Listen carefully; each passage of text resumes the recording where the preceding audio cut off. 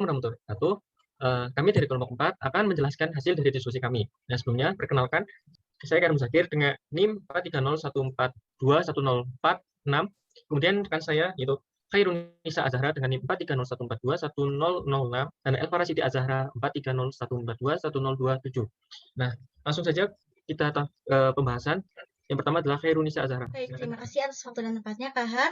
Kemudian saya Khairunisa Azhara akan menentukan MSDS dari setiap bahan, yaitu ada ferik ion atau besi 3, asam nitrat, aquades, dan kalium tiosianat. Nah, kemudian untuk bahan yang pertama yaitu ada ferik ion atau besi 3. Dengan sifat fisik bahannya berbau, hambar, warnanya kuning atau coklat, dan berat molekulnya sekian. Nah, kemudian ada sifat kimia bahan, ada titik didihnya sekian, titik lelehnya sekian, kepadatan sekian, dan larut dalam air dingin, air panas, dan diether. Nah, kemudian untuk efek bahan terhadap kesehatannya, jika tertelan atau terhirup atau terkena mata, terkena kulit, bisa dibaca. Kemudian cara penyimpanannya, jangan dibekukan, simpan di tempat yang sejuk atau kering dengan ventilasi yang memadai, dan simpan dengan wadah tertutup. Kemudian ada cara pembuangannya, jangan dicampurkan dengan limbah lain, tinggalkan bahan kimia dalam wadah aslinya.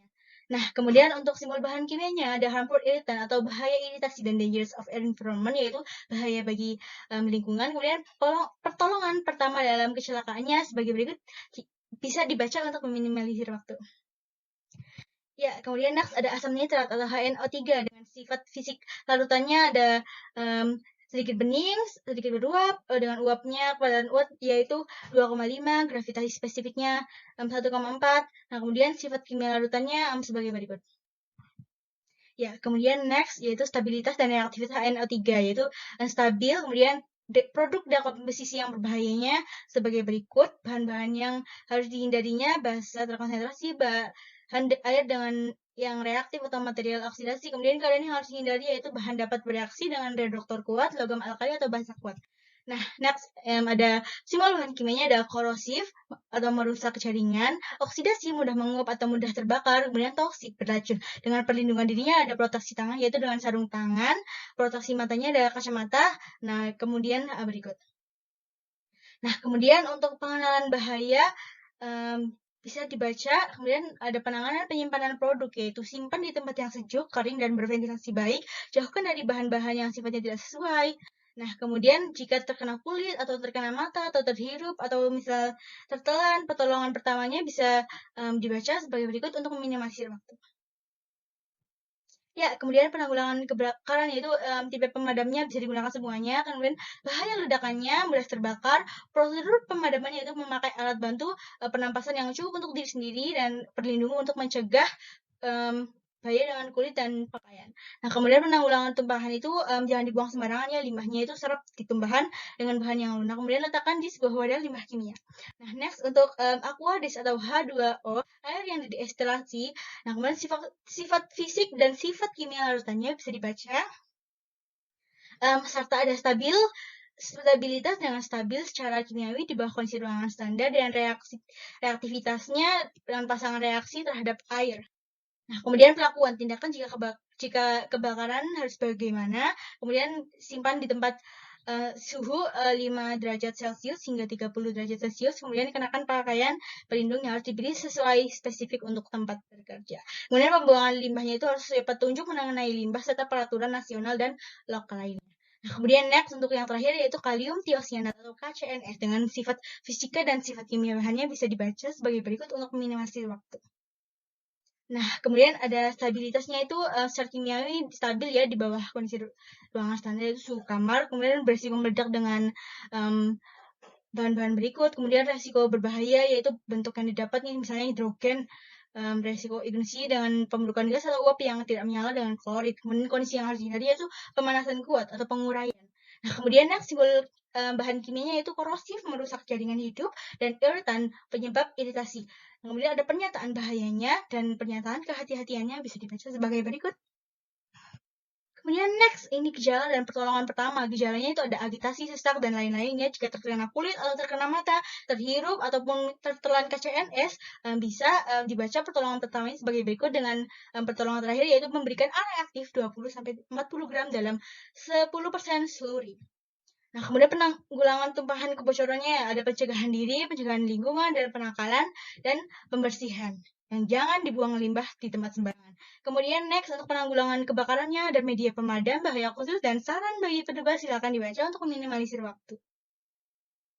Kemudian next ada pengadilan dan perlindungan diri teknisi sesuai, pelindung mata atau wajah, pelindungan tangan, pelindungan individu, pelindungan pernafasan, silakan dibaca untuk meminimalisir waktu.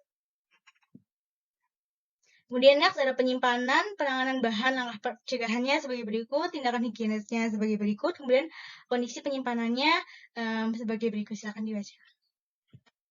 Next, untuk yang terakhir yaitu pembuangan limbah tadi jangan dibuang ke sembarangan ya, harus dibuang sesuai dengan petunjuk serta peraturan nasional dan lokal lainnya. Tinggalkan bahan kimia dalam wadah aslinya. Nah, untuk materi selanjutnya akan disampaikan oleh Elvara Siti Azhara. Materi selanjutnya yaitu terkait menentukan konsentrasi dan perkiraan volume yang dibutuhkan dalam setiap larutan. Nah, sebelum kita membahas terkait larutan apa saja yang dibutuhkan, ada tabel pembuatan 10 buah seri larutan ion kompleks besi 13 iona. Nah, teman-teman bisa lihat secara detailnya pada tabel. Nah, dari tabel bisa kita simpulkan bahwa larutan yang dibutuhkan, yang pertama ada larutan Fe13. Nah, larutan Fe13 ini dibutuhkan dengan konsentrasi 1 kali 10 pangkat min 3 molar dengan perkiraan volume 40 ml. Nah, volume 40 ml ini didapatkan dari hasil penjumlahan karena kita ingin membuat 10 buah seri larutan yang masing-masing dalam setiap percobaannya itu dibutuhkan 4, jadi tinggal dikalikan saja 4 kali 10 yaitu 40 ml. Kemudian yang kedua ada larutan HNO3. Nah, larutan HNO3 ini dengan konsentrasi 4 molar dengan perkiraan volume 10 ml. Masing-masing dari percobaannya itu dibutuhkan 1 ml, jadi tinggal kita kalikan saja 1 dikali 10 yaitu 10 ml. Kemudian yang ketiga ada larutan Aquades. Nah, larutan Aquades ini dengan perkiraan volume 23 ml, tinggal kita jumlahkan saja.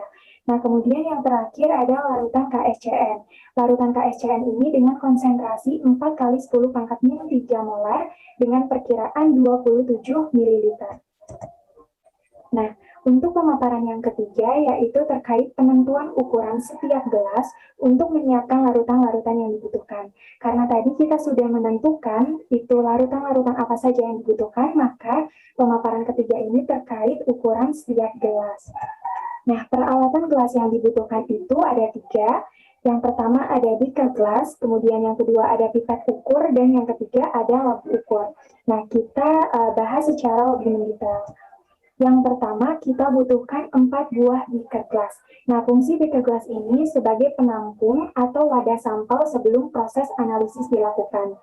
Nah, 4 buah beaker glass itu terdiri dari yang pertama ada ukuran 50 ml untuk menyimpan larutan Fe13, kemudian yang kedua ada ukuran 10 ml untuk menyimpan larutan HNO3, dan yang ketiga ukuran 30 ml sebanyak 2 buah untuk menyimpan larutan Aquades dan menyimpan larutan KSCN.